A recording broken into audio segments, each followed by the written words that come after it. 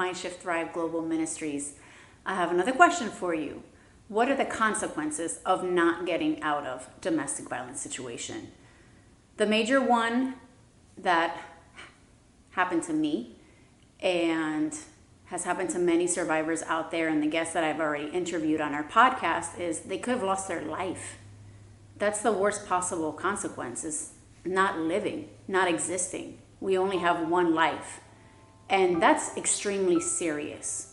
Because if you think of ailments and diseases, depending on the severity and the intensity and the degree of them, there's topical solutions, right? There's a quick prescription.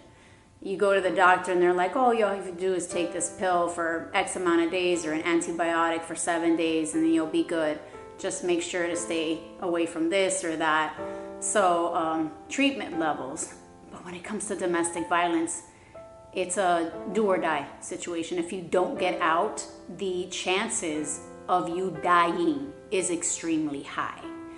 And especially for those victims that do get out, their highest risk of losing their life is within the first year. But the reality is, if it gets so intense, a lot of us, we get so desperate, we don't care anymore. We're going to fight our way out. And if God finds a way, because that's what happened with me and a lot of other women that I've been interviewing, God found a little sliver of an opportunity for you to get out.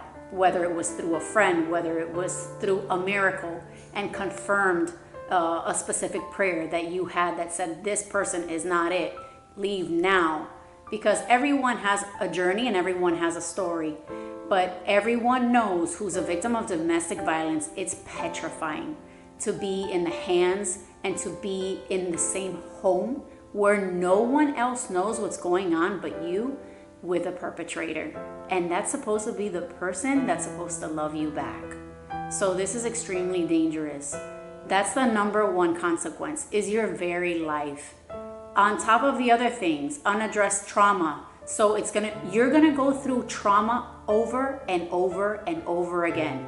Your brain gets to a plateau where your brain starts thinking that this is normal at this point. So you're gonna lose sleep. You're not gonna get enough sleep. You're gonna get too much sleep. You're gonna eat too much. You're not gonna eat enough. So there's eating disorders, there's depression, there's anxiety, there's isolation.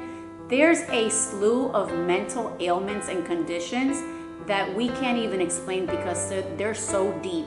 But you get to the point where you become numb to everything you're experiencing as you continue in this particular abusive relationship. And you start losing yourself. So you don't want to get there. You need to get out because it's not going to change. It's not going to get better, ladies. I'm sorry to have to tell you this, but when you're with an abusive person, it does not get better. It gets worse. It's a false hope. So please keep that in mind. You don't want to lose your life. Especially those that have children, you have a responsibility to your children. You don't see it now, but they're also going through indirect trauma, if not trauma directly, because they see it. And they hear it and they feel it, they internalize it, they don't understand what's going on, the confusion starts to intensify, and then they're affected later on in life. So please get out, find a shelter that can help you come up with a safety plan, find a coalition within your state to help you tap into local resources within your county. There's so many ways. And the domestic violence hotline is 1-800-799-7233. That's the national hotline.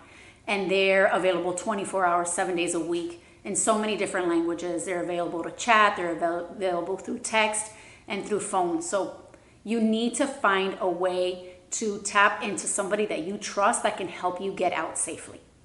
Again, this is Rossana with Mind Shift Thrive Global Ministries. I love you. Stay safe. Mwah.